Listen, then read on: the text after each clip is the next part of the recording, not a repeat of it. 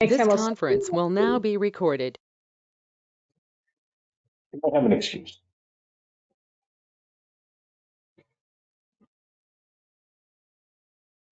Anybody else coming? Got my people. I just wondered.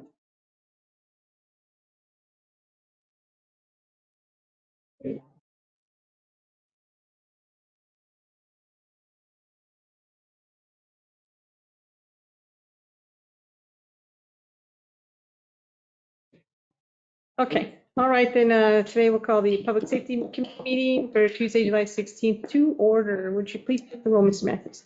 Counselor Halverson, Here. Counselor Marujo. Here. Counselor Moore, Here. Counselor Chapel. Here. Counselor Arnold. Yes, present. For quorum, Beth. Okay, I would accept a motion to approve the agenda and the minutes together. If anyone would like to make that motion? Make a motion for the agenda and minutes together. Any discussion? All those in favor? Aye. Aye. Opposed? Aye. Okay, motion passes 4-1. Excuse it, yes. Oh, was it aye? Oh, was it yes? Okay. Sure. All right, then passes. All right, regular items, Mr. Franco. Dear councilors, three properties for nation. About the apartments, just a revision of the updated. It was back in 2019. The owner had to make contact with the building official, and he did get a demolition permit. Going to start cleaning up the apartments. And once he gets them cleaned up, he can get an assessment to see what needs to be done to bring them back into compliance. But it's gonna be a while. The second one is 802 North Beach. This one and 806 North Beach, they both have fire. They were both on fire. They caught fire, I think. 802 is the worst one. I have not received anything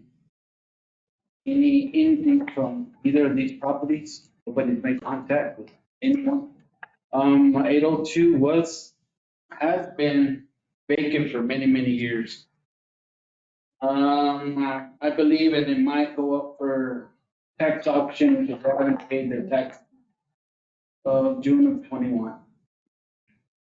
And 806 also, there is a lady there. She said she's the owner, but the house is boarded up, and she just there. And if you look at the picture in the back, it's like they opened up the sliding window and took out stuff and has made a pile, and she has not done anything. And she said she's the owner, but she doesn't bring documentation of her being an owner. So I don't know if she is. She has been.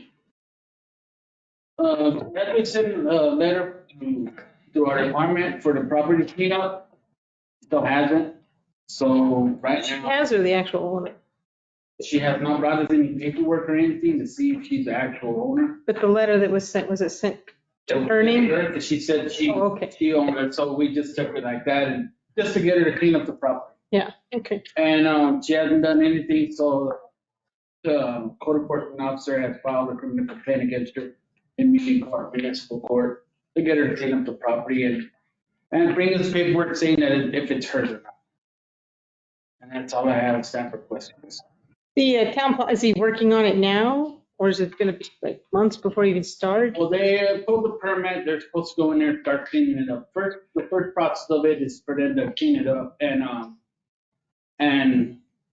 assess the property to see what they have to do. They're gonna bring in plans after they clean them and get that ball rolling again and bring them back up to code. That'll be good. I've had complaints even recently about that. Any questions from you on the committee? That's the gentleman from California or whatever the bar. He lives in Reynosa. He lives in Ruidoso. He's gonna bring all those up to code. He said, yes.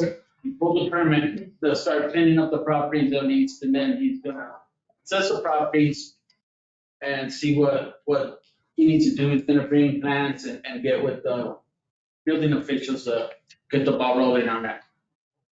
They told him he wanted to start one at a time. They told him no, fine, as long as he starts doing it. Madam Chair, Yes. I do have a question on the fire damage. You're noting that it's at 802 North Beach and 806 North Beach, which is really in close in proximity. Yes, Is that there's due a to- house in between. Is that due to arson? I don't know. Because that's kind of rare to have them Yes. right by each other. Yeah, it's very, but the 802 did suffer to them in damage. You can't tell by the pictures. Thank you. Guess that'd be arson. Yeah. Any other questions from the committee? Anyone from the public? All right, entertain a motion. To go to a legal committee. Is that where we need to go? Okay, legal committee. Okay, a motion to move it to legal committee. Madam Chair, I'd like to make a motion recommending approval of resolution 24-XX. The resolution, for demolition of 3 dilapidated structures to be sent to the legal committee. Second. Is it demolition or condemnation? It says demolition on. Oh, okay, I have a motion and a second by Councilor Arnold. A second by Councilor Moore. I apologize. All those in favor? Aye. Opposed? Okay, motion passes. Thank you. All right, next on the agenda is just a non-action item to discuss the court ruling on the First Pass versus Johnson. You want? Well, Yeah, go ahead. Madam Chair, I'd like to actually note that I was incorrect. This is Grant Pass versus Johnston. Oh, okay.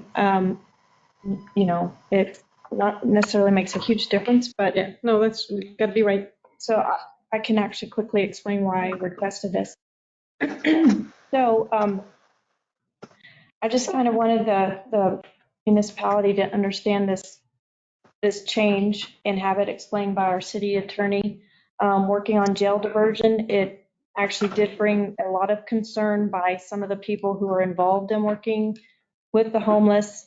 And it was brought to me by Geneva Martinez. She was extremely worried, not necessarily worried about this governing body, but the possibility in future. And so I felt that it was best that we understood kind of the change in this ruling, how it changed things. And so I did want to say something after our city attorney. You were not yet. You're not yet. Sure. Well, so this is a Supreme Court case that came out the last couple of weeks.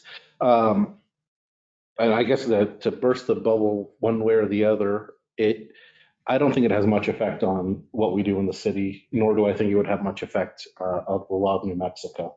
And I'll explain why I think that in a second. But in a nutshell, a town in Oregon criminalized using any implement to camp on public property, blankets, pillows, things like that. The first time you did it was a fine and you were trespassed, and after that you were banned from public property. The class action, the equivalent of what we'd call a class action, was filed, or a facial challenge to the lawsuit, or to the law, saying that there was an Eighth Amendment violation. The Eighth Amendment prohibits cruel and unusual punishments. The Supreme Court did 2 analyses. The first was that the fine is not particularly cruel or unusual, and that the second part, and they didn't really have to do that first part, but the second part was more important. They go back to older jurisprudence saying that the Eighth Amendment, really, you don't challenge a law for Eighth Amendment constitutionality. The government can criminalize what it wants. The real question is, does the punishment it imposes for its crimes become cruel and unusual? And then back to the question, no.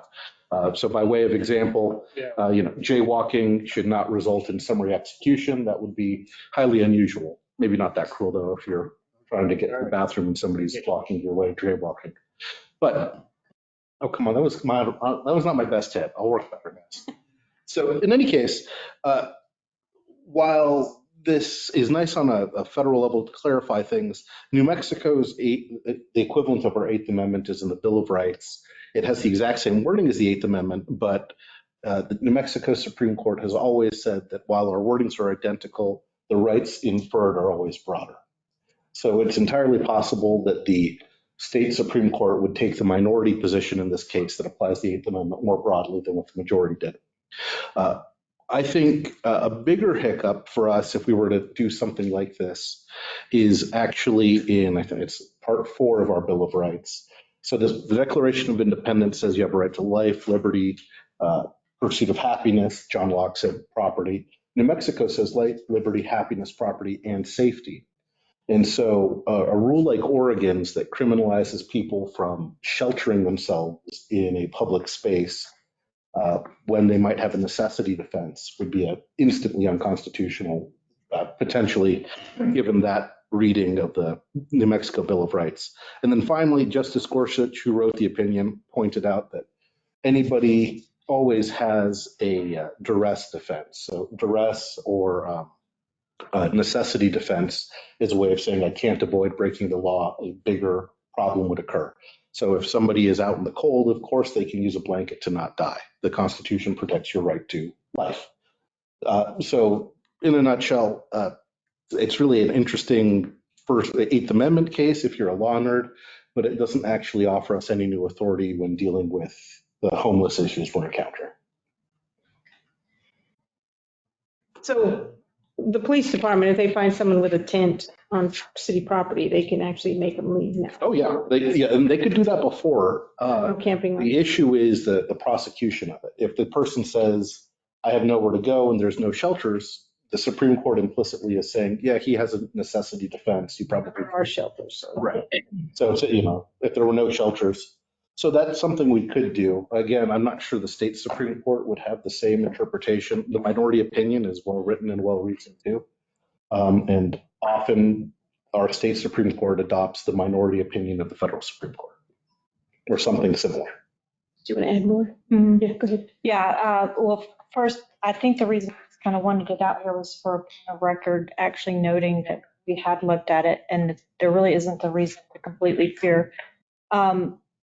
And I also wanted to make it a point of record that by actually penalizing anyone we find on the street or on a bench, we're actually making our problems worse because there's a team of us addressing jail diversion for the simple fact that if we actually just penalized everyone we came across, our county jails cannot actually withstand it, and it would cost us a lot more money.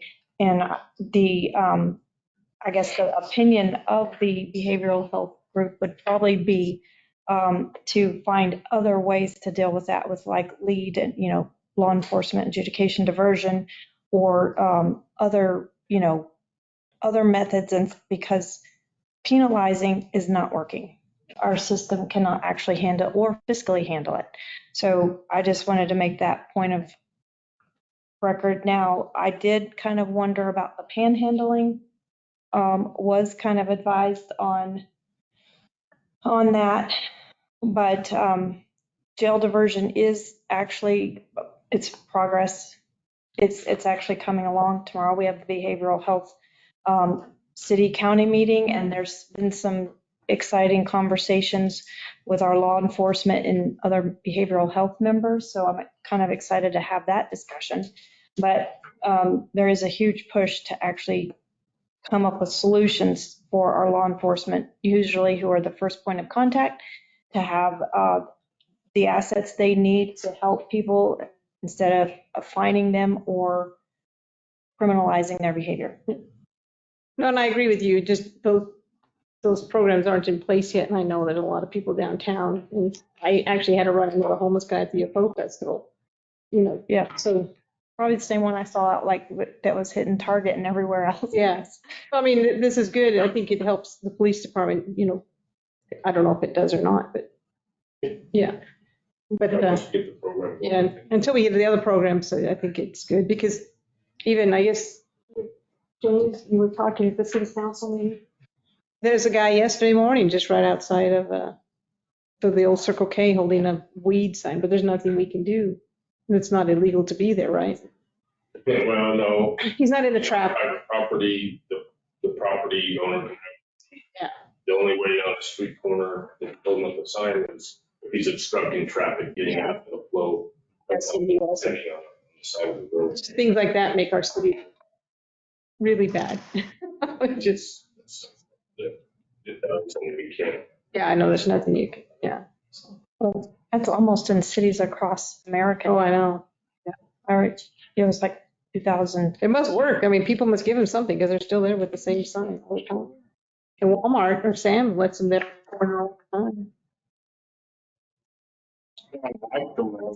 They leave a lot of trash there. Mm. All their Depends and everything else are leaving for the gas station guy to clean up. And I think that's the biggest problem we have with the homeless like downtown is just the defecation and 'cause they burned up the porta potty we put there, Reichman, right? Yeah, so. We removed 3 from the stands in that parking lot. Jason to McDonald's, private property, and the property owner sent a letter when they were moved. Code enforcement went over there, removed, and a couple stayed. Officers made contact with them the next morning, and they moved on. Well, then we made contact with them again, a couple, and made them go back and pick up all the trash. Okay. So they actually, the guy went back, he was carrying dragging a big wagon. He went Cleaned it back up. and picked up the trash. So, Any more questions from the committee? Anyone? Anyone from the public? Can you do anything about loitering? Is it legal to loiter in certain locations? Just give us your full name and address. James Montalto, 1901 North Montana, Roswell. Like, I guess it's on private property. But if the guy in the corner, is that's Walmart property? Well, if the sidewalk, I don't know, it's considered.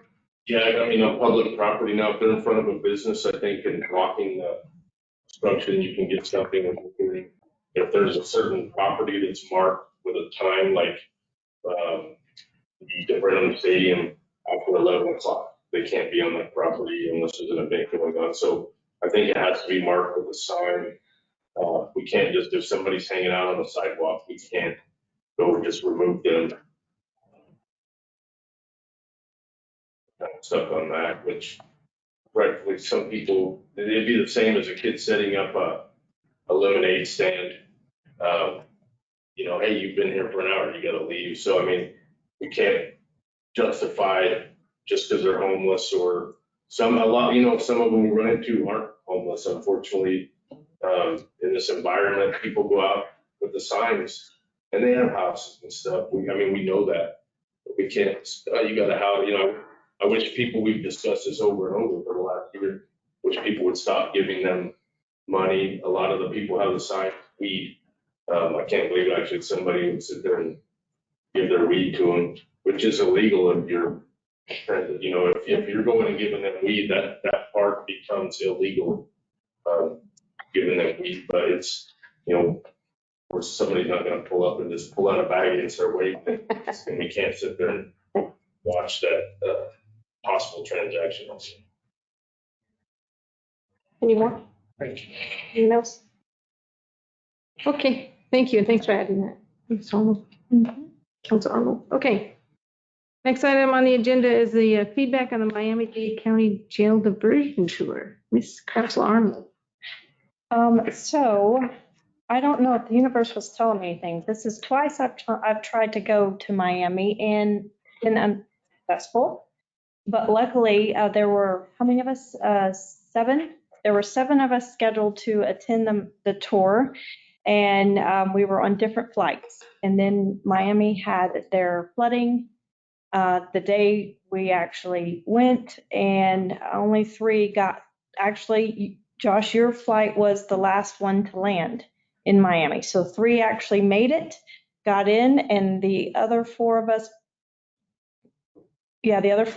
actually stayed in an airport all day, drove out, and we were out 24 hours and then back home.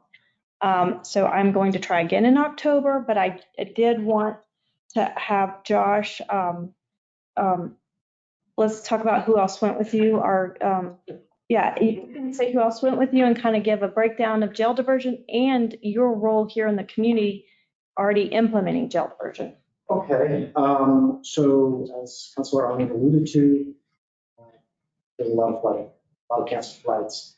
I was on a flight with Michael Briscoe and CDC. I also was there with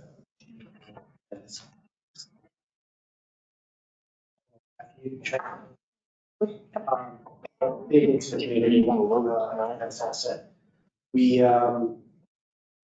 got there, we toured their facility, they're almost up and running. We did through all their seminars, question and answer, had all of their people that were there explaining the Miami-Dade diversion program. At basis, it is, if you think of a person who comes into contact with the criminal justice system, usually at 911, and or police contact directly, and then you go through that all the way through, whether it's courts dealing with detention facilities, or prison, probation and parole. All of those steps along that spectrum are opportunities for individuals to as you do a peel off, to exit out of that system when it's appropriate, and whether or not that system is, the carceral system that we utilize in the courts and is really the best system for people that have substance abuse issues or people with serious mental health challenges. Yeah, I'm sorry. Councilor Moore wants you to step closer to the mic. She can't hear you. Okay. Thank you. Is that better, Councilor Moore? So the idea here is to, so Miami-Dade has been working on this for at least 2023 days. They did not have all the answers, but they have, over that, two plus decades, gotten to a place where they've got a pretty robust system that does seem to be working for them. Their system is highly informed by the data and record keeping, so that they can try something, keep the data, see if it's working. If it isn't working, they can step back, reformulate their plan. But if we think about that continuum of a person's process through the system, even when you call 911, do you need to dispatch an ambulance? Do you need to dispatch the police? Or is this maybe an issue that somebody's just having a crisis and maybe you can dispatch, a social worker type person, or a counselor, or put them on the phone? Every time that you have that opportunity and you avail yourself of it, there is, if we take the Miami-Dade, sort of thesis at face value, and they have the numbers to back it up, at least for them, is you have the opportunity to save a lot of money. You save the money because it's very expensive to arrest somebody, officers, equipment, time that they're not enforcing other laws.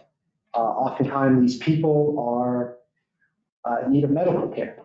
So they go to a medical facility, and that costs the city quite a bit of money, costs the county quite a bit of money. When they're arrested, we hold them till they are arraigned. That's 3 to 5 days potentially. They get medical care while they're there. That costs the county quite a bit of money. Then we have to, the judge has to see them. I'm often there. They get appointed an attorney at the state or the city or the county's expense. All of those things cost a tremendous amount of money at the end of the day. So the idea is, and then we're all this spend all this money. What is found is that you don't get the real outcomes that you want. You get perpetual, continuous recidivism of the same behavior because you're not addressing the underlying cause of the behavior, whether it's homelessness, serious mental health, substance abuse. So, for instance, they give you at every step maybe a roadmap which to get away from going into the court system. So that, when you call 911 and someone's having a mental health crisis, Maybe they put a counselor on instead of dispatching the police there.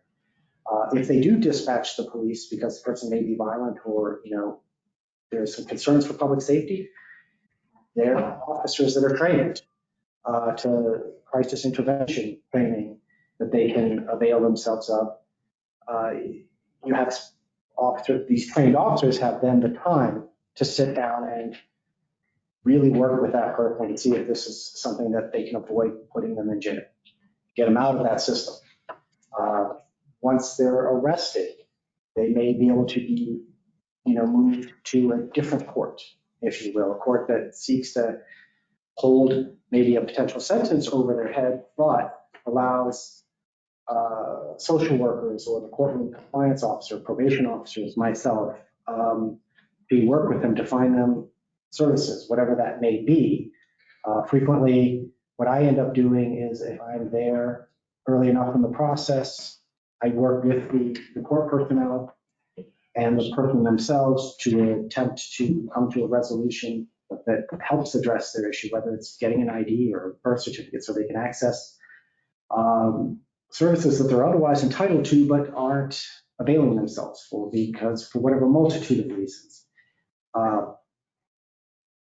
They get on probation and they get to deal with a much less expensive part of the system because you're shifting them away from the system. As Councilor Arndt pointed out, you're not overwhelming, Briscoe with, his population is 30 to 35% is what he relates of people with serious mental health challenges, which he is ill-equipped to handle. And so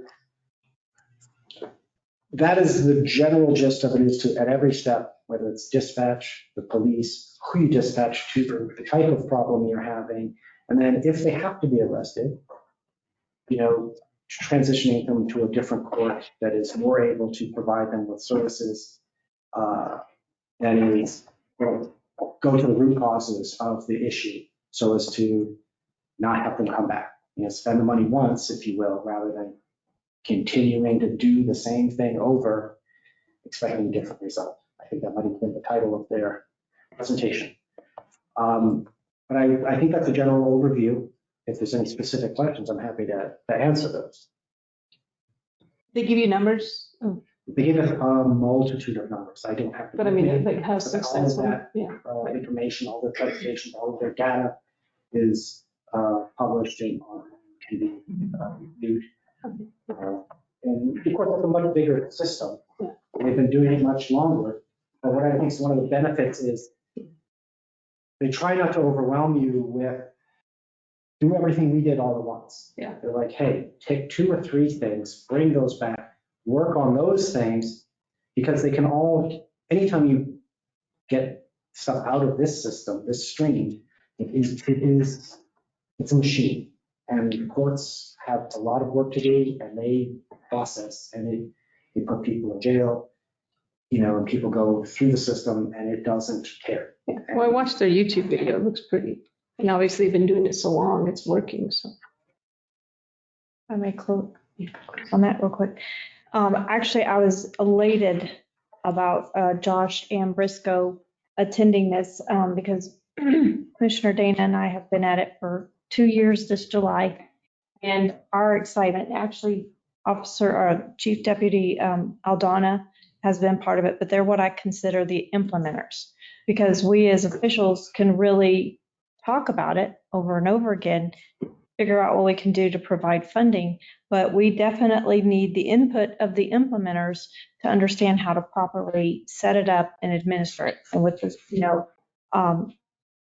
Josh here having, currently experiencing it, because the goal in all of us attending was to take their huge Miami-Dade program and figure out how to pare it down to a rural community. And a lot of the first steps are with LEAD and with our officers and coming up with different solutions and stuff like that. So I'm very excited because that is what we're talking about tomorrow on the agenda for the behavioral health, is basically a discussion on how to implement social workers. We've connected our Aldana with some people in the community who are in behavioral health and have ideas of how to connect social work, behavioral health with response to these calls. And that is like seriously, that's a huge beginning step. And then we're working on funding, all of that. It is like, we've been at it for 2 years. So I have fingers crossed that 23 years doesn't take us out. We don't have the resources that they do in Miami. No. Yeah. No. To that point, I stand from Councilor Arnold and Sarah that, Curry County is doing something. Hobbs is doing something. It also doesn't have to go it alone. There may well be opportunities for collaboration, pooling of resources, and various other things in order to get the most bang for everybody's buck. Did you already work this? Actually, thank you so much for reminding me of that, because I'd already reached out to Becky from the United Way. We want to set up a regional meeting. I did reach out, but she was on a cruise boat heading out of Galveston and was supposed to call me on Friday. So thank you for the reminder to touch base with her again, because yes, we are trying to do a regional, because Hobbs is doing big things. And so we can actually limit our costs if we actually team up in the southeastern region, depending on like long-term care. You have Hobbs trying to work on long-term care. You have facilities being considered in Curry County. So we have solutions. But anyway, so thank you for everything, Josh. You've been wonderful. Thank you, Josh. Any questions from the committee? From the public? Okay, then. Thank you very much. All right, next on our agenda is discuss and consider needed changes to Chapter 4 of the City Code. So I've been working on this since I've been a counselor. Right? We're trying to change the animal ordinance because, as everyone knows, we have a major, poor Chantel here is having to deal with it every day. Major overpopulation problem, people not getting their animals vaccinated, fixed, or any of that. So I'm trying to change the code on several different things. So what my goal is today is Hess can walk us through it. He can make any final changes and then bring it to the committee for a final vote to go to, before we go to council. I guess before we go to legal and then council. Is that correct, Mike? Yeah. So have at it, Mr. Hess. All right. Nothing like writing an ordinance, right? Yeehaw. Okay. So a lot of these were these were changes that Best Friends left us with. They're anybody from Best Friends here on the? No, I don't. Okay, yeah. A lot of this was like putting lipstick on a pig. They didn't want us to refer to dogs as owned.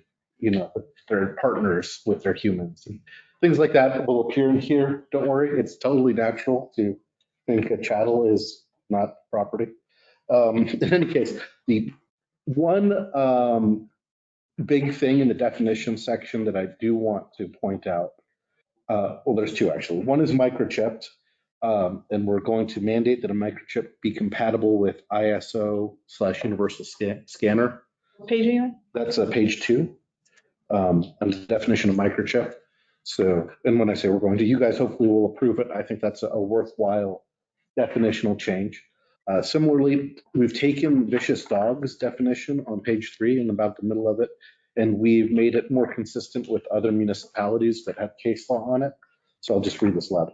Vicious dog means any dog that constitutes a physical threat to persons or other domesticated animals. That was domesticated was an insertion by Best Friends, because I guess they don't care about wild as much. Causing serious injury, meaning any physical injury that does not rise to the level of great bodily harm that results in broken bones or lacerations that would require medical attention involving multiple sutures or comparable methods for wound or cosmetic closure. So the long way of saying is, if a dog bites you and you get 2 stitches or more, that is now a vicious dog. If a puppy bites you and you get some punctures, we're not calling that a vicious dog. And like I said, that's what other municipalities, in particular Albuquerque, have sort of settled on. If I may, sorry to interrupt, the microchip, just for those who aren't aware, was in the ordinance, they had to be microchipped, but there was nothing in the ordinance that they had to be registered microchips. So it did no good That's right. to have a microchip if it's not registered, because when animal control, their goal is like to not take an animal in, they go to try to scan it, find an owner. And if they're microchipped, I don't know what percentage you get, they're microchipped but not registered. Some people microchipping, you can get Well, since you're because you're microchipping there now. Yeah. But we're adding that they have to actually register the microchip too, and it has to be ISO. Yeah, okay, sorry. No problem. So the next set of big changes that aren't really cosmetic begin on page 9 with the fines. We've upped the fines for a number of things. In particular, we felt that having a first offense for cruelty seemed a little odd, so we're just going to call that the max fine the city can give. Similarly, abandonment, actually, we've left abandonment the same now. Sure. Failure to chip and register has been clarified, that's subsection 7. Selling without a permit, we have increased the offenses to $300, $400, $500. The idea here being that if you are in the business of selling animals, having a higher fine sounds kind of reasonable. It's not like your cat or dog got pregnant because you thought it had been fixed. Also, anybody convicted of abandonment would be prohibited for animal ownership for 5 years. The idea being you lost the privilege. Going on, Vietnamese pigs are still allowable within the city limits. We thought that was important because of my Vietnamese food habit. Just so you know too, he has is working on a breeder's permit because it was in the ordinance that people had to have a breeder's permit to breed, but the city never had a breeder's permit. So now we'll actually have a permit, so if somebody doesn't get one, they've actually violated the law, not on our account. Keeping of dogs and cats. There's a lot of red, but it's really not anything that changes practice. It's just saying you don't have to fix your dog or cat until they're old enough to get fixed. If we go to page 14, subsection E, we've changed harboring 8 dogs or cats. We have not changed the space requirements for dogs or cats. So while people can have more, they cannot have more in a small area.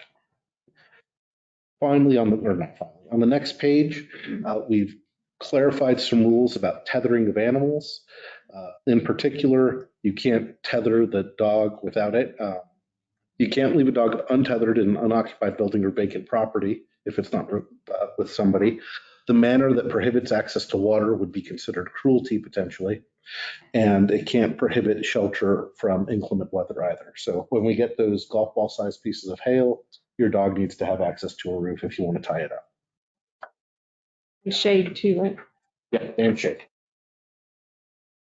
Let's see, vicious dogs.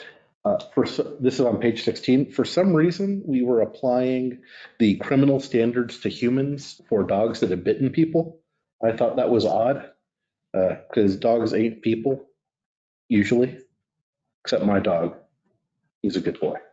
In any case, we change it simply to the civil standard, a preponderance of the evidence. So more likely than not, or 50% plus a feather, as they teach it some places.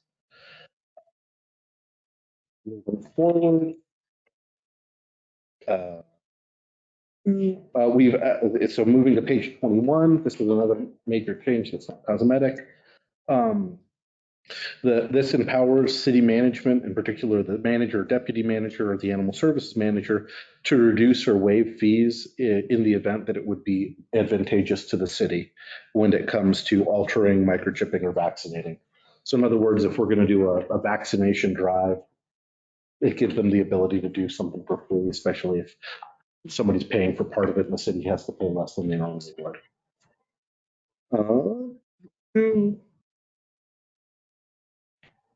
The adoption rules are actually just put in conformity with practice. That would be page 22. And that's pretty much the whole ordinance as far as legal views, substantive changes. Any questions or comments from the committee? Question. Yes, ma'am. Did y'all change the one for the birds, amount of birds and chickens and did y'all change Yes. that one? Somebody wanted that one upped or something. I just didn't hear them talk about it. I wasn't sure if we did that one. Yeah, Council, we've added 2 more, is my recollection. The roosters are still illegal. Yeah, none of that. And Okay. What roosts are about probably types of still chicken? Do we prohibited. have to verify types of birds? Like quail and stuff like that? Do we have to verify all of those, or a bird? It's chickens, ducks, or turkeys. Any other type of bird is considered impermissible. So no peacocks. So no, what about quail? Quail are not part of the ordinance.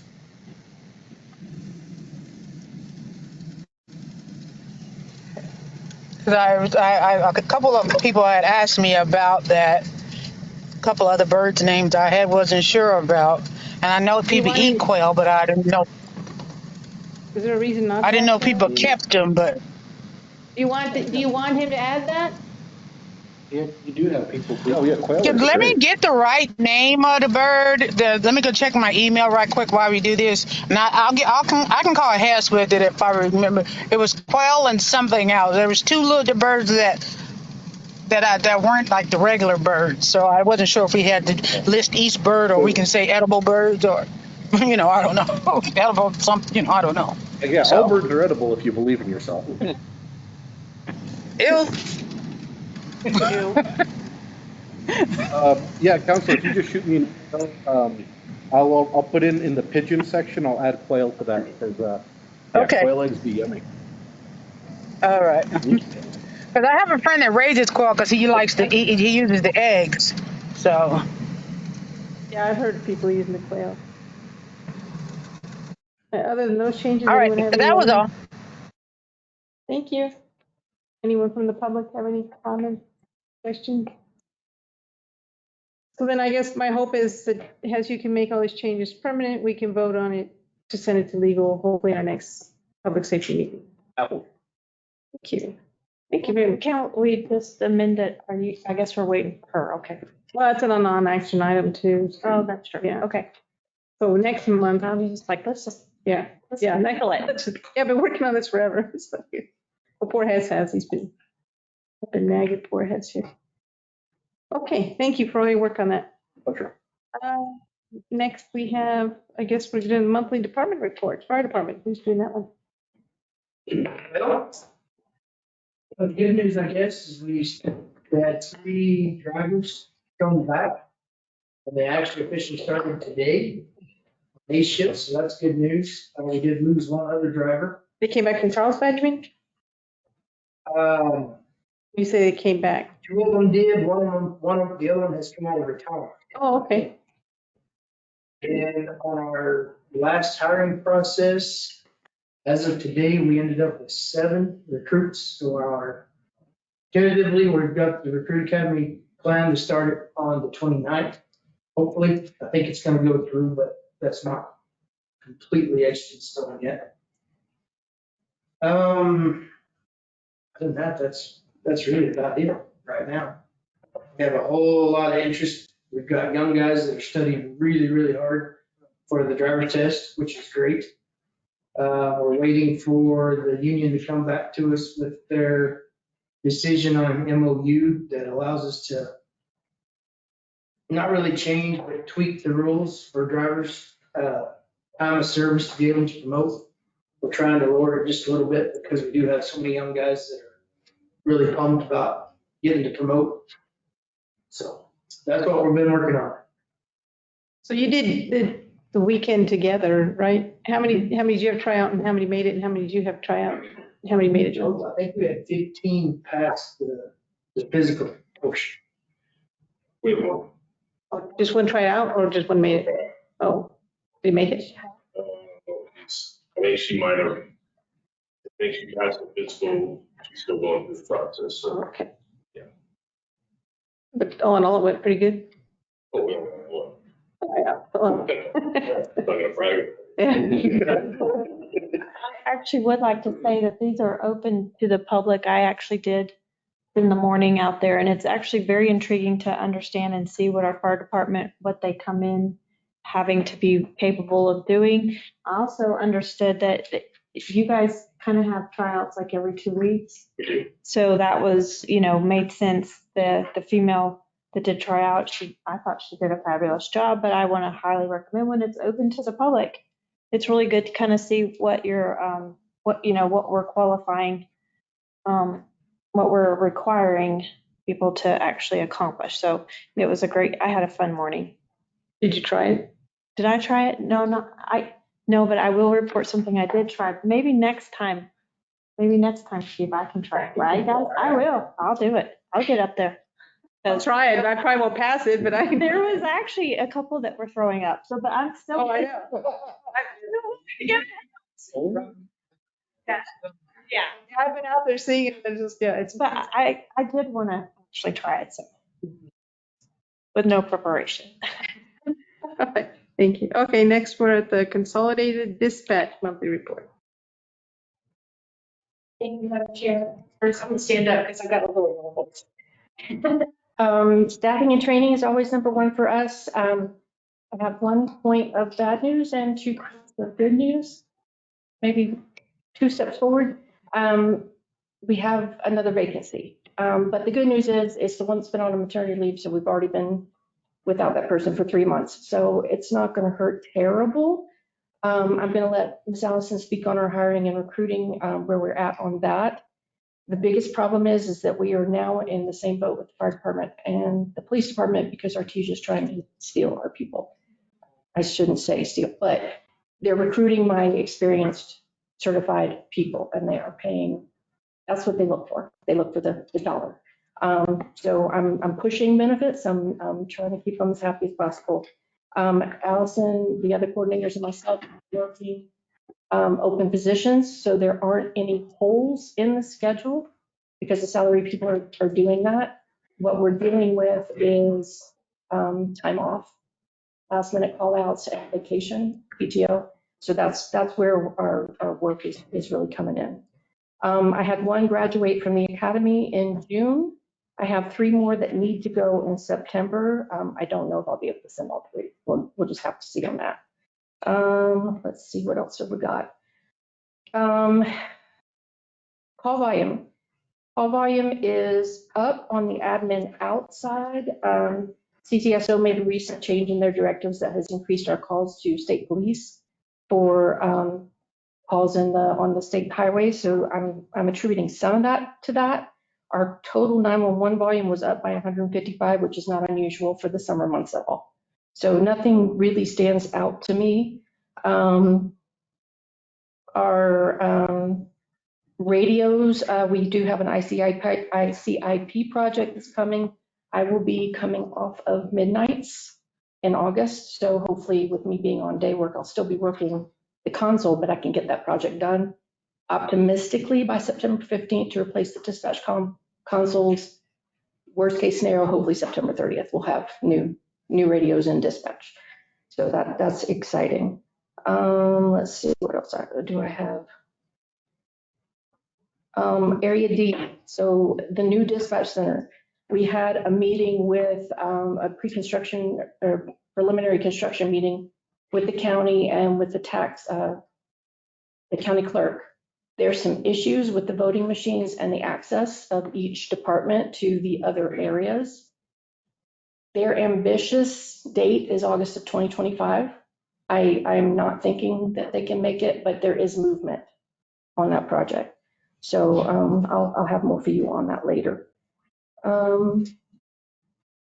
That's really all. I mean, we've got a lot going on, but not really anything that I can't read in my report. So your radio issues under the equipment, you're mentioning it's worse on CCSO. Is that on their end or is it on our end? Or? I'm sorry, ask again. Under equipment, you have radio issues are increasing at an unacceptable level. It seems to be worse on CCSO. So we've narrowed it down. We know it's coming from dispatch. Now, they think it's the consoles. The consoles are outdated and they need to be upgraded, and we got that with ICIP. If that doesn't mitigate all issues, I'm going to have to look at the county tower, but that would be on their side. Yes, ma'am. I'm sorry, this is actually last minute, but if you or Miss Alice could possibly attend the behavioral health meeting tomorrow at 9 a.m. here in this room. I think your input on that side of talking about dispatch and kind of what that means, and I'm sorry I haven't included you in the conversation, but I think your feedback would be instrumental in helping us make sure that we're going in the right direction. We're very interested. I am not available. You'd be on. Okay, thank you very much. Okay, if I can just have Allison update you on our recruiting and. Three that actually are doing the drug and screening test, test the background. Excuse me, I just had one text me that she was done with it. So it'll just be getting with HR and getting them started. We are looking at changing our schedules a little bit, which will make us a little better for putting these three new people with a training person. I still have 5 applicants that have taken the test that we need to interview. The last test I sent out, I sent 3 and 1 has returned. So about normal, but again, we do have the 3 that are looking to start. I'm hoping by first part of August. And then that leaves us, we will now have the 7 openings, but I don't want to overload our capacity with training and everything as well. So maybe 1 more person, and then till we can get these a little farther down the line, then we'll look at hiring again. So it'd be fully staffed, do you think? I think that's the myth.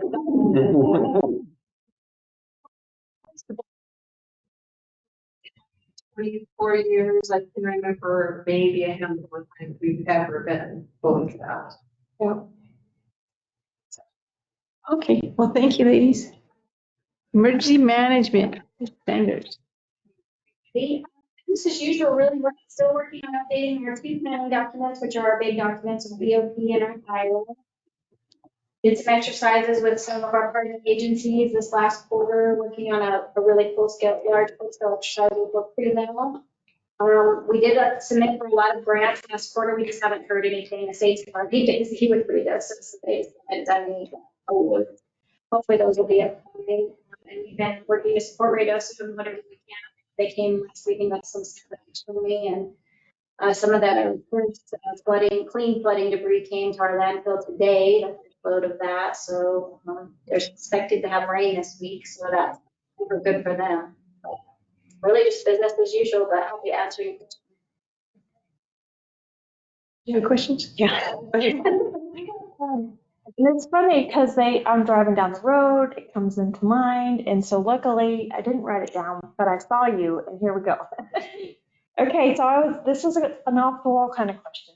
I was actually asked by a member of the community that if we actually had a national event, let's say our power grid went down, example, does emergency disaster, you guys actually have a plan to protect assets or, monitor food supplies, or is there a plan for something of that level?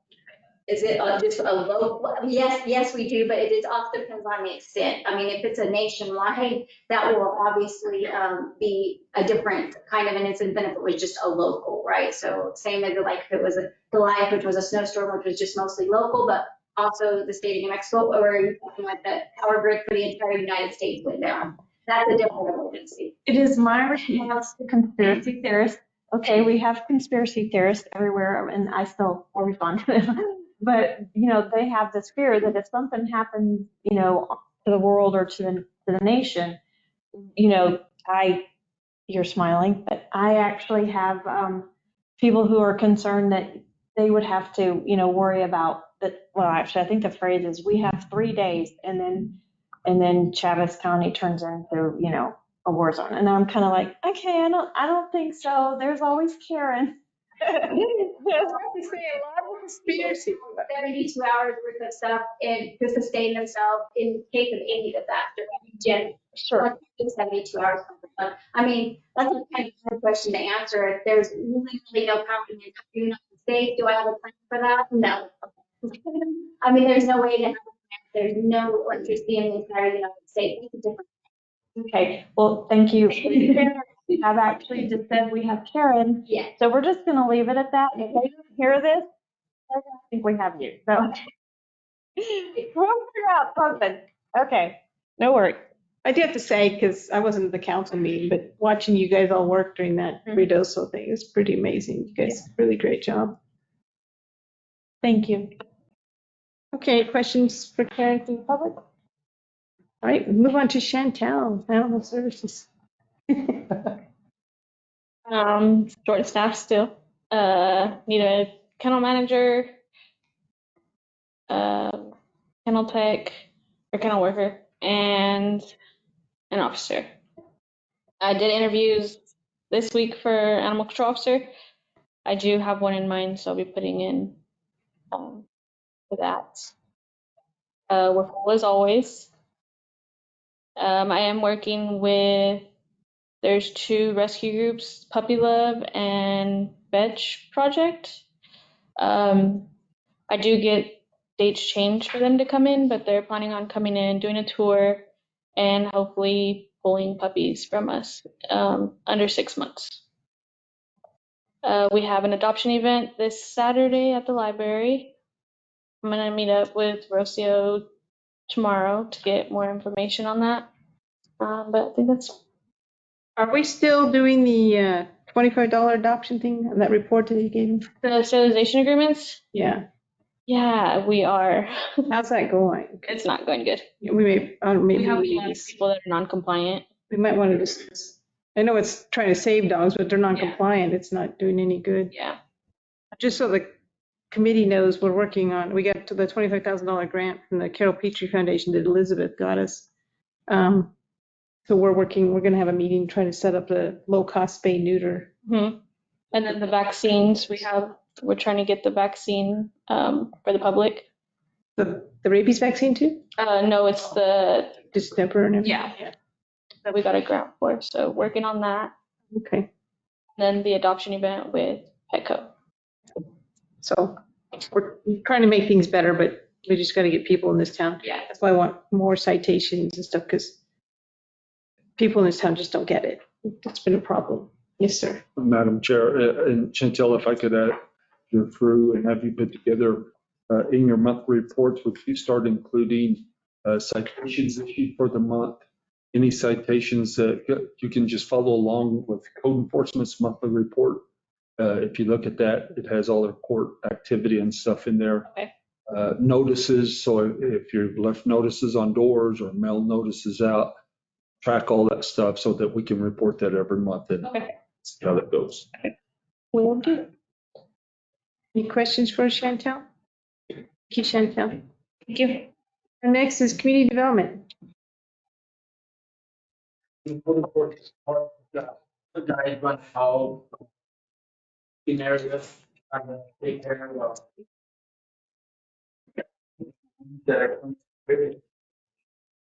got this license for came in on Saturday for that benefit so she would get behind. Been getting a bunch of believe like these next month it's no.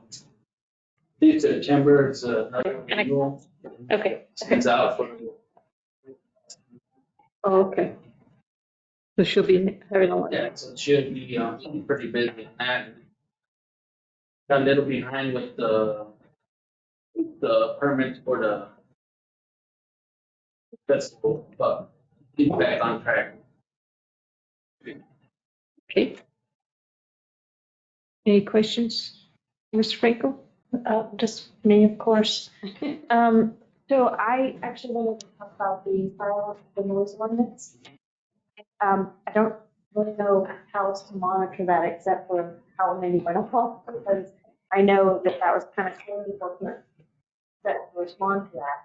But I personally felt like it was a lot better this year than it was last year. And I kind of wanted your input on that because you're lucky because that's not what I heard. Okay, and yeah, Yeah. I actually heard that's what people were telling me. That's how I felt, because even the person who asked me to do the ordinance last year did feel that it was better, and I just kind of wanted your response to as far as the reaction from the city on, because it was actually less days.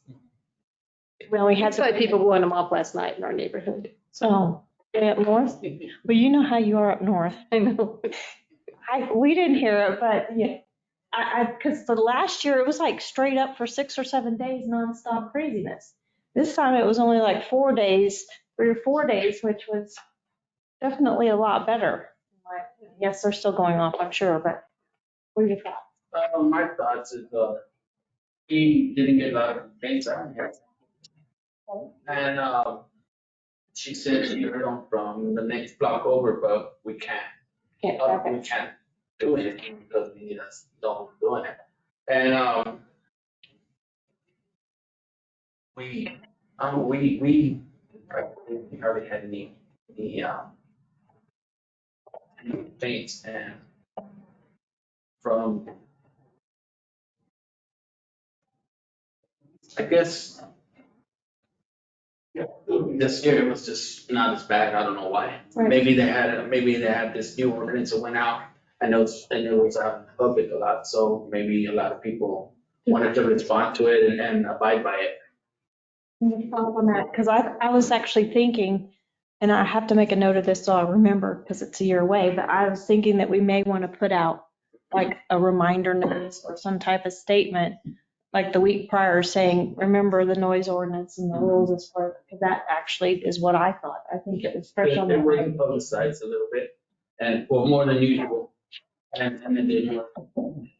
Well, I'll put that in my Rolodex for next year, see if I still got it. But that's a good idea. Yes, sir. And Kelsey, I'll comment on that a little bit. I think over the years, we found that if there's a large community fireworks show, Mhm. some people, not all, obviously, but some people will save their money and just attend the large community fireworks show. And I think that impacts. I know a few years when we did not have a show, a community show, there seemed to be a lot more fireworks. There was a large one this year. I think as the years go, if that maintains and keeps going, we may see less and less because obviously some of the prices I seen on these fireworks were astronomical, and I don't know that a lot of people will continue to pay those kind of prices for fireworks, but I know I won't. You gotta save money for the park. Are you making a, yeah. Oh, you gotta. Okay. Yeah, I do have to say there was a lady I owe an apology to because she called me July 3rd or July 5th. I was right in the middle of the UFO festival. I couldn't talk, but I said I'd call her back, but I had like 50 calls that day. So I didn't call her back, so I apologized. But yeah, people were still blowing them off last night in my neighborhood, the big ones too.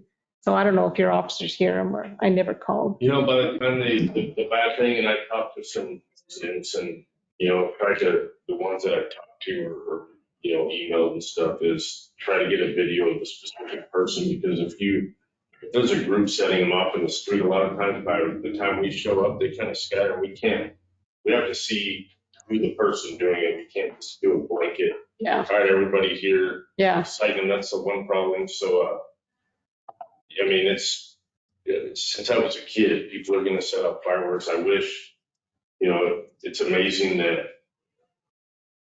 people can set them off in the city, but they're buying them right County. here or right outside of town. So, there's no way to stop it. And you can drive to Moriarty, I think, and buy fire, there's some people do that. It's catching them in the act is. One thing that was recommended constituent was possibly when they come in and get their permits to open their fireworks stand, giving them posters or flyers that maybe the city can print that say, this is the ordinance, you can't blow them off after this date or this time, to let the public know or let them become aware. I know it's not in the ordinance that we can do that, but we can ask the fireworks vendors to provide that information with a poster. They do that. Oh, they do They're that. required by the state. Did it show our ordinance too, about the dates and times? We do both, yes. Oh, okay, nice. Problem is, the fireworks lobbies are very, very big in New Mexico. Yeah. So most of the stuff that we consider a nuisance in a neighborhood technically is legal. Some of the louder, higher, bigger stuff is a lot of the stuff that is legal. Yeah. In Mexico. They have dates, certain date range around the certain holidays where vendors are allowed to sell them. But Jared, I don't think there's any dates. Like Moriarty, it's 24/7, yeah. I think if you say, if we're gonna have a fireworks ordinance, and I don't really, so deaf, I don't really hear it at night. People, it does bother. It's my dogs. Well, too, but it's thunder, but it thunders really Yeah, loud. same. Yeah. You can't control that, but we're gonna have to set State July 2nd through the 8th or whatever, you can set them off. And I don't know if it's legal, maybe legal would know better. Why don't you set it to where you can sell, and I don't want to hurt the vendors. Yeah. A lot of it, that's their livelihood, but. That was a recommendation too. Certain dates, if you're gonna have, you can only set them off, what about selling them at certain dates? I don't know if that's a solution. Because that was recommended too, yeah. But I think they already are by state law, aren't they only allowed to sell certain times? Yeah, it's all restricted on the dates that they are allowed to sell through. And of course, that's in our permit applications. And we give them quite a bit of information. And when we do our inspections on the actual vendors, they have to have handouts for the public too when they're selling. So I think. I don't know if Chantel sees an uptick, don't you, pretty bad during fireworks season? Regularly, yeah. I think the only other thing that you could potentially do would be to restrict the actual shooting of fireworks to a date. That's the only thing we don't. Well, that's what we have. We have that. Yeah. The date and time, it's like 2 a.m. and then I don't remember the end date. 6th. The 6th. Yeah. Yeah, so any firework you can hear from more than 30 feet away in a residential area is presumptively a violation of the law. After the 6th of July. Yeah. That's what I'm wondering. It goes the 4th, 5th, and 6th. Isn't that what we got? Or was it the 2nd through 6th? 2nd through 6th. Yeah, we call that Freedom Week. Okay. Does that include the other holidays like New Year's? New Year's and New Year's Eve and New Year's Day. And then, people can get permits too. They're free. Only one group's applied for it. They got it. That's the big fireworks show. Okay, Chief, you're up. Okay, we have, right now, I think we're sitting at 90. It wouldn't let me open my bell. Actually, I think we're sitting about 90 officers. We're down about 14. We have 2 officers right now with their applications, one into Texas and one to our Artesia Police Department.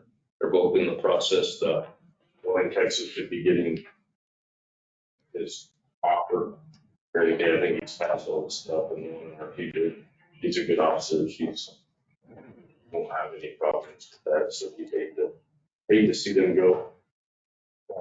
We've had one officer that retired from RPD that he applied back under the new law. They can come back starting July 1st. Come back where they still collect their retirement and then they can earn their salary. That law is good through June 30th, 2027. So we would only get it for 3 years, but we have one that's returning. Hopefully, we reapplied this week. We'll see how that goes. We have 5 people that started the academy on Sunday. They will graduate in December, hopefully all of them will. Then, of course, come back for their field training after that. So we'll see them probably out on their own next April, which is a long time, but better than nothing. We met with the Department of Justice in Santa Fe and ATF last week on the NIBIN machine. I've talked about it in this meeting before. It's basically DNA for ballistics and firearms. We'll be the only one in southeast New Mexico to have it. So we're going to house it. Other agencies will enter their casings into that system. We will have people trained. So the state is going to supply one employee.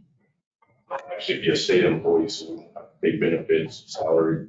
They'll be trained on the machine. We're going to get a couple of our technicians, right? Some technicians that'll be trained on. I think it's a huge deal for southeast New Mexico because we can have a shooting, even somebody shooting a stop sign.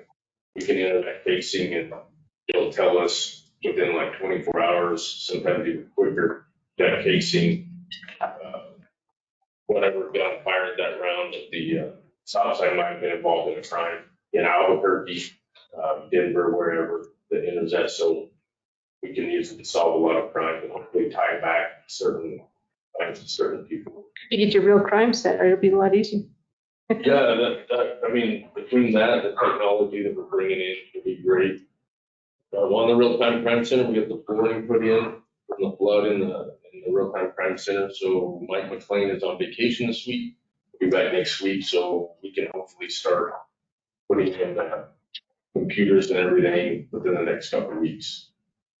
That'll be great. The only thing we're waiting on, and Mike McLean sent the email to the company, is the mounts for the cameras for 2nd and Main Street. The 4, that'll be our proof of concept. Of course, immediately we'll be able to tie into the cameras from Virginia, Sunset on 2nd, and I believe it's Alameda, or maybe even McGaffey to its. What about College? No? No, it won't go up there then, but that'll be, once our money, if we get money next year, we can start running the fiber up to. But you'll be able to go in live on those cameras. We should right away, according to IT, and then of course we'll have all the buildings in the city that will have cameras. I can't remember how many total we thought, 600 or something day one. We'll go into that, but of course the expansion is the big thing, eventually expanding out to all the street lights, intersections, and then eventually running fiber out to the parks. I'm also going to check with IT. It's possible we can put some cameras up. Of course, we'll have to buy the cameras, but use a cell tower initially until we get fiber done.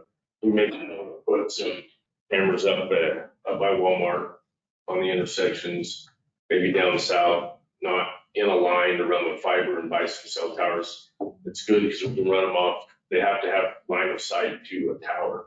Well, we can put them close to like Cielo Grande. The fire department has a tower over there, line of sight. We can run those cell things. And I think, if I remember right, they're like $500 per deal for that area. So it's not unreal that we can get those. Police cars, we got the money, and I thank the council for financing 5, for approving money for 5. We also got enough money for 7 from the state legislature. Now the only problem is we had pre-ordered, and so they're ready to go, but going through the process, now we have to, even though we had the money approved, going through the city process, we have to go through finance and the committees. We got a call today from the dealership in Albuquerque and basically said, look, we know you pre-ordered the cars, we got them in, but we can't sit and wait. So hopefully Deputy Chief Aldana was talking to them today. We'll see how it pans out, but that's the main dealership in the state to get patrol units, so we may not have some. She did say we were gonna order. These are 2024s. We got a good price on them, I think 44,000 a piece. And she goes, we'll be ordering 25, so if we end up selling these and you can't come up with it quicker. But the 2025s are going to be considerably more expensive, so instead of 12 total, we may end up with 10 or 11. But I don't know, DC Aldana was talking to her earlier, and I haven't talked to him since, so hopefully they'll hold on to them.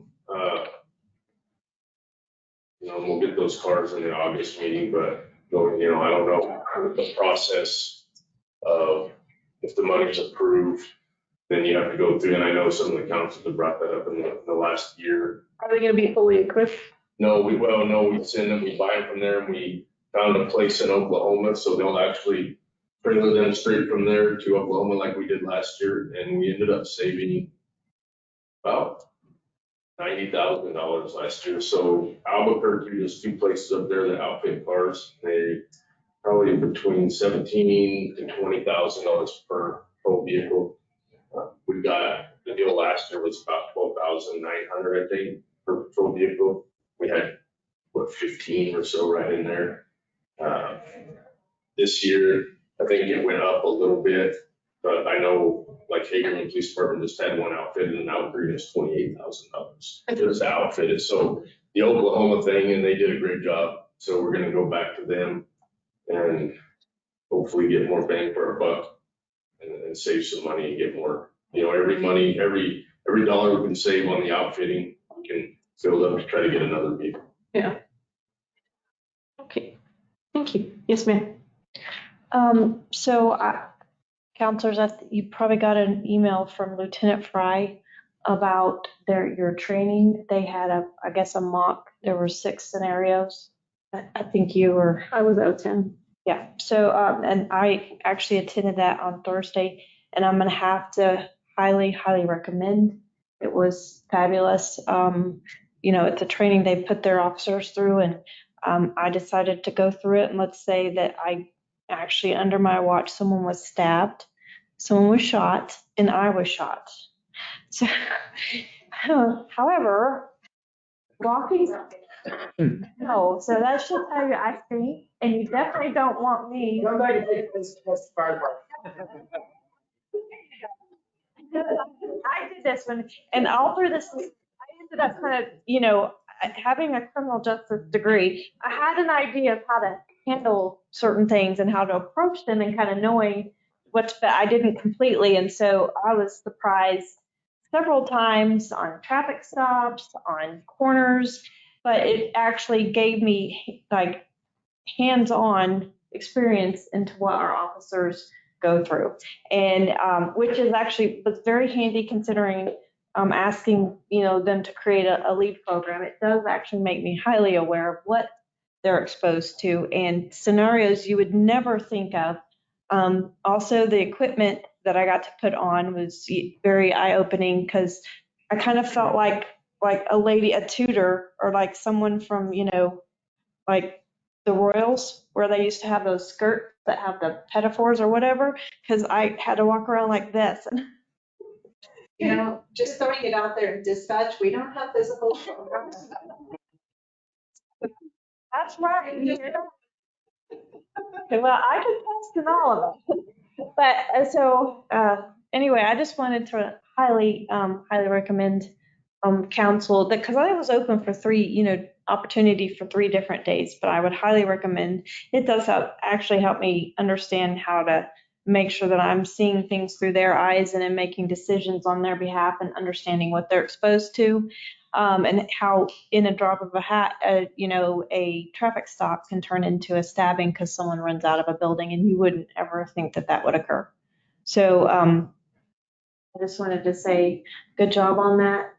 Lieutenant Fry, fabulous. DC Aldana, great. And I really hope that, we can get more people. Also, I think that there's other officials that would benefit from, your county commission, some other people that being exposed to that would be very helpful because it was actually, Just find out when he's doing it again.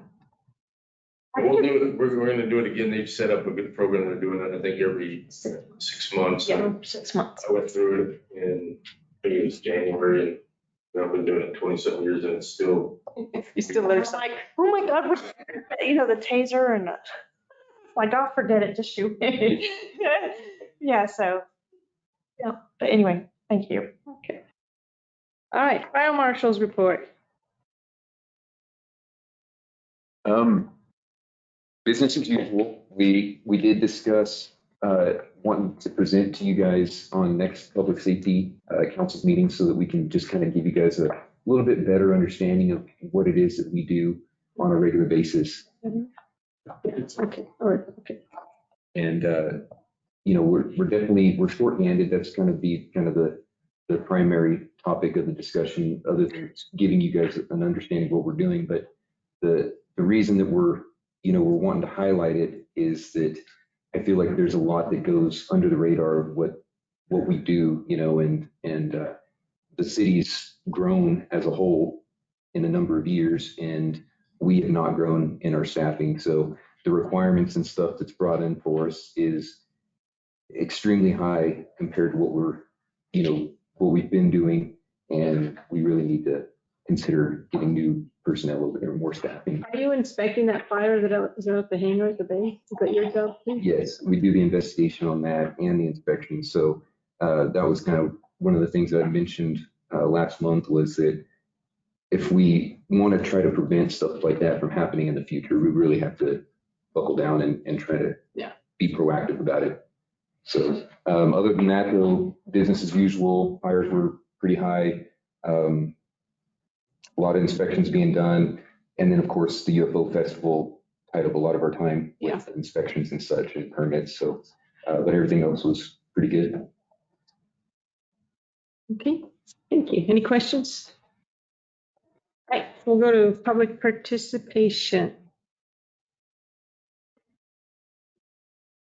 Adam, give the name of this. Juliet Smith, 310 West West. I did have question of the stuff on livestock. That seems to be in here, and I also want to push that to you. I know that I think are limited. The chickens, and I think the word that Councilmember was looking for were Copernicus quill. Adding those to them since there's the state has a rule on quill, so Copernicus quill are legal everywhere, but maybe unrestricting the number of those, maybe adding and unrestricting maybe rabbits too, since there's kind of an industry for that. Just like there's meat chickens and egg laying chickens, there's also meat rabbits and wool rabbits. So that sounds, but it's actually like a huge thing in the American. Oh, no, I believe it. I'm here. Yeah, because we can add the quail. I mean, I don't know what a normal number is. I guess, Hess, you can look at other city municipalities, right? See what they do with quail. We allow 40 pigeons, so. That old pigeon lady wasn't going to be denied. No pigeons. Sorry, Ms. Moore? I said no pigeons allowed. I think you're talking about homing pigeons. Yeah. Yeah. If I may, I was hoping to also ask that when you saw that the numbers were based on acreage, but that's like if you own a place, for those of us who are younger, or maybe can't buy a place, and we're living in an apartment, and we work things out with the property manager, I would also like to maybe give that in an area too, so that apartments can have that, but that number is gonna have to. I don't think there's anything restricting people from apartments, as long as your property owner says it's okay and you have the space available. Well, it says, so I'm actually fortunate to have a big lobby area right in front of the door, and I asked the property owner, especially okay with it. But of course, I want to make sure that, everything's okay, and I know my neighbors, if I get quail or chicken, whatever, I want egg, right? So having 6 chickens, or having, a few quail, whether meat quail or egg quail, that goes pretty quickly, even if it's just 12 of the residents. So what is your question? I'm wondering if we can up the amount and make it, and consider whenever y'all give whenever we write it up, if apartments can be kind of excluded from the 0.4 acre, or if there can be an amendment for apartments to have to share 12 families. Because maybe I might have chickens, but maybe the neighbor on the other side might want chickens, maybe whatever the case is. As long as they're taking care of it, there's vertical pens. Carolina Coops has nice vertical pens. Well, we upped it from 6 to 8. I mean, from 4 to 6 chickens. Pigeons don't have a land requirement. I think there is, I'm not just off the top. And the chickens just have space around them. You have to have 0.4 acres if you want to go for that. It's 6 per 0.4 acres, I believe. I would recommend we keep it. You can get your 6, your neighbor can get their own 6. You know what I'm saying? But it's only 6 eggs. Well, 6 You could put them in a sweatshop. You tell those quail what they're supposed to be doing. You can do 6 eggs a day. But if your neighbors want eggs, they can get their own chickens, is my point. So if you cook sourdough bread like I do, or you make, I think 6 eggs isn't allowed to be food sovereign. And I know this is not North Carolina where we have 2 dozen, house, and people in the city were riding their horses to school. Yeah, I just don't want to get to where we have huge amounts of chickens in the city limits, and we're starting getting a lot of neighbors complaining. Okay. Yeah. I hear what you're saying, but I'm like I have chickens, my neighbor has chickens, and I get so many eggs, I can't even eat them all. My dad and I share the egg. Okay. I understand what you're saying, and I think it's really great you want to feed your neighbors, but Okay. Anyone else? Did you have any comments, Tess, on that one? No, but the quail is an easy add. Yeah, quail's an easy. I think it's a good idea. What's the number of rabbits in there right It now? says 3 of the same sex, and, rabbits have litters of 8 to 13. Yeah, that could be a lot. I know how rabbits behave. If they're pending, like it says in the order, I don't think the number should be a big deal.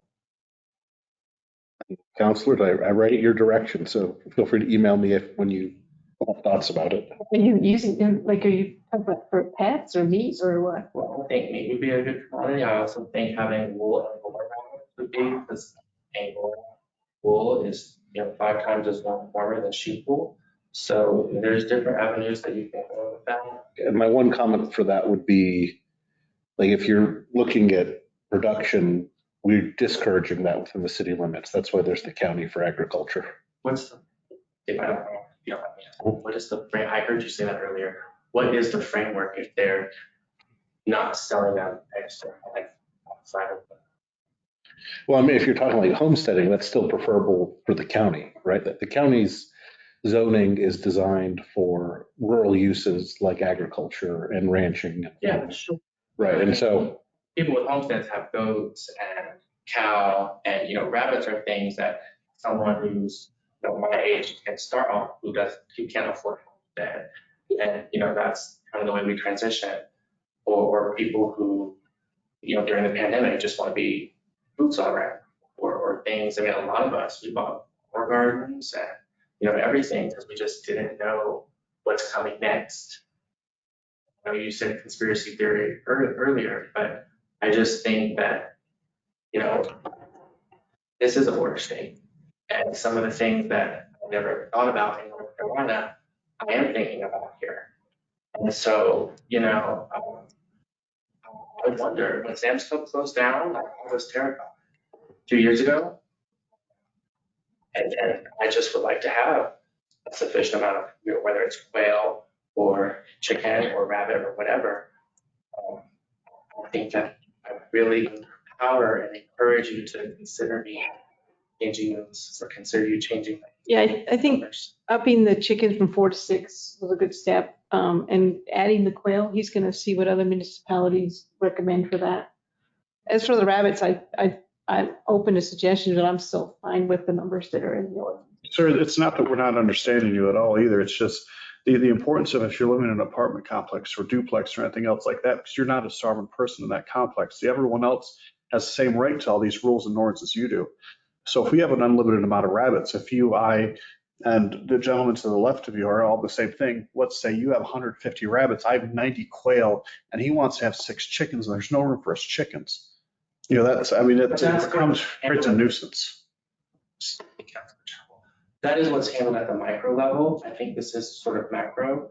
The property managers should be, those are things that we deal with as neighbors in an apartment complex and in a duplex.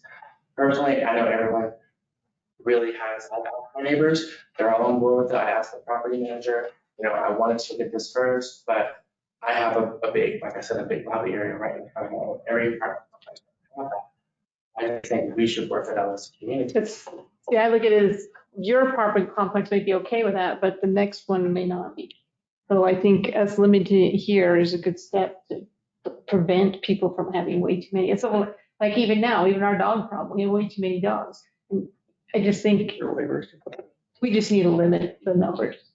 Okay, so can we come up with a number rather than 3? Maybe 15.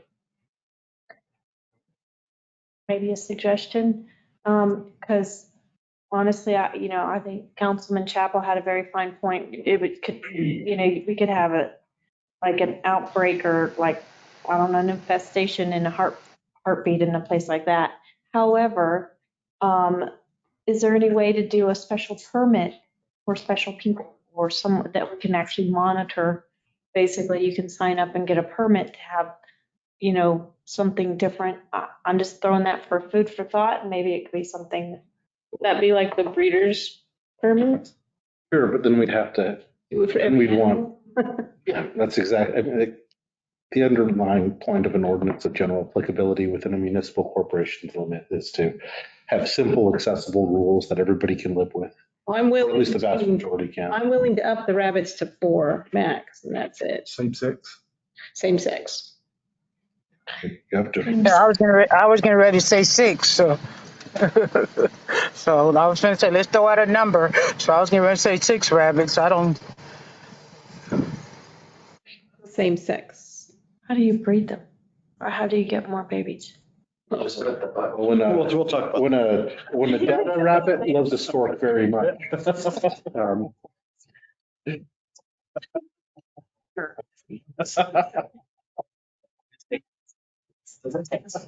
Email workers. I get, okay. Females are aggressive? Sure. So is that what you're recommending, Ms. Moore, Counselor Moore? Is 6 rabbits, same sex? I mean, I was gonna say, we just need to have her get a number. I just didn't want to belay that forever, so I just threw out a number before you said 4. I was thinking 6. So, because I feel like in a small space, you can't have an unlimited number. So, I'm with, so 6 sounds good to me, and I guess, it's just a number. So maybe if something comes out later on, we find something different, and you might could change it. But I think 6 is a place to start. Anyone have objections to that? I'm fine with 4, if that's what you're looking Yeah, for. I like 4. Is that okay with you, Counselor Moore, if we just do 4? Yeah, or we can meet in the middle and say 5, Okay, then let's do that. We'll do 5 rabbits, same sex, and then find out what other municipalities are doing with the quail. You don't have to put the specific kind of quail, because it's just quail. I might find out something new. Amenable to? And if I wanted to apply for a special permit, we could. Well, we don't have one, and I don't, because we do it for rabbits, we have to do it for the birds. So, yeah, I don't know. I mean, just typical municipal corporation law has pretty firm restrictions on animals and cultivations of animals. Because you live in rural areas, if you want to be involved in. Like, if you want to start breeding and stuff, then you move to the county. Sorry. Probably not the answer you want, but. No, thank you. Okay. I do want to cover, I do want to cover the graffiti. So before the UFO festival, I would try to get that covered up because I think it's a huge embarrassment to the city. But I did talk to a gentleman yesterday who said he would cover it up. The property owner said he will let him cover it up, and our mayor agreed to pay for the cost. Not the city, but the mayor himself will pay for the cost to cover it up. So hopefully I have to do a hold harmonic. I need your help. We need to come. I just need your help, not as a city. We'll get a waiver. Yeah, we need to send a waiver so we can do it and they'll be fine. Is that the same one that was on top of that building on 2nd Street that you're talking about, or another one? Yeah, the one that's over in the Silver Dome. Okay, So, the one that the man that the gentleman was talking about at the meeting? Yes. Yes. Okay. The one at the All About Spas, Kristen Arnold took that on and got them to take that care of that. Chief, I do have a problem with having a huge graffiti problem. And somebody's going up and down Main Street, and I talked to you about this yesterday. Sticking up, stop genocide, the Palestinian flags all up and down Main.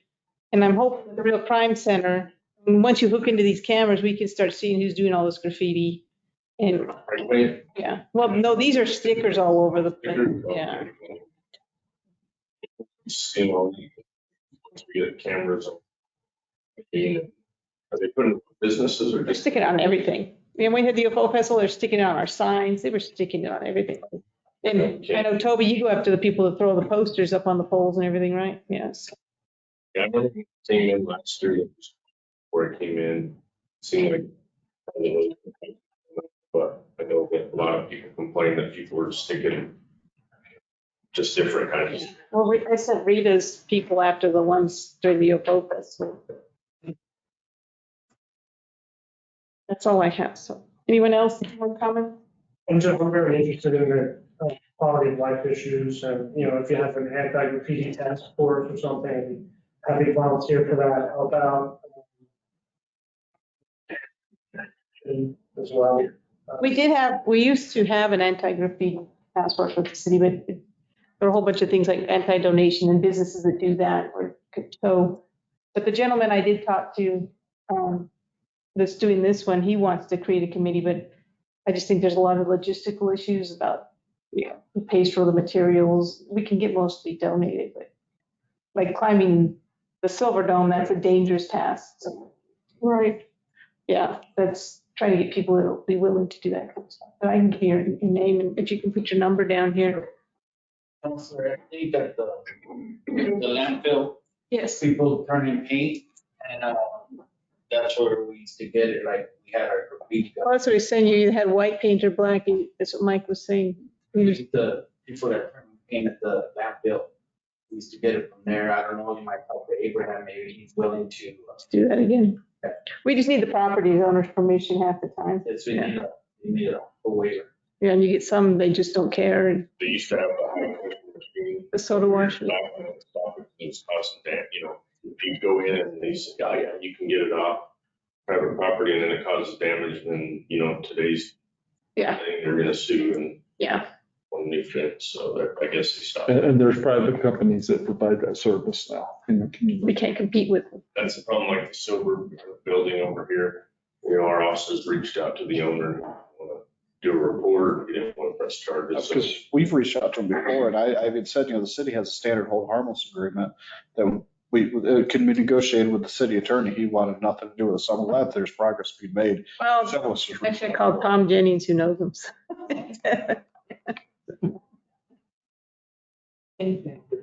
Just have one other question. Did you ever look into the shot spotter technology for the gunshots? Oh, I don't know. Yeah, we actually have, we've looked into it, of course, with our budget and stuff. But once we start the real-time crime center, we'll revisit something like that. But in some of the smaller towns, like Albuquerque has it, you get a lot of false positives. There was a town I think we did research on. Every time a door would slam close to this one, it was setting off the spot shotter. So it's not, of course, as the technology gets better, I think it's gotten better, but one is in our budget. And two, most people, spot shotter is shot spotter is good if you, like Albuquerque, South Valley, not a lot of people call 911 when they hear shots. It's just normal down there. Here, we get a lot of calls for shots fired, and we show up at Canvas area, look for casings, and a lot of times we'll show up and we don't find any evidence. Could be fireworks. Of course, we get more here, but yeah, we have looked into it, and it's something we may look at in the future, because once we get the real-time crime center going, of course, we'll have license plate readers possibly coming in that we can purchase and stuff, but it all depends on our budget. And it's like right now it's lower than what it was last year. So we're kind of, It's expensive. yeah, and stuff just keeps going up. So we're having trouble finding what would benefit us the best, but that's definitely something we'll keep looking into. Thank you.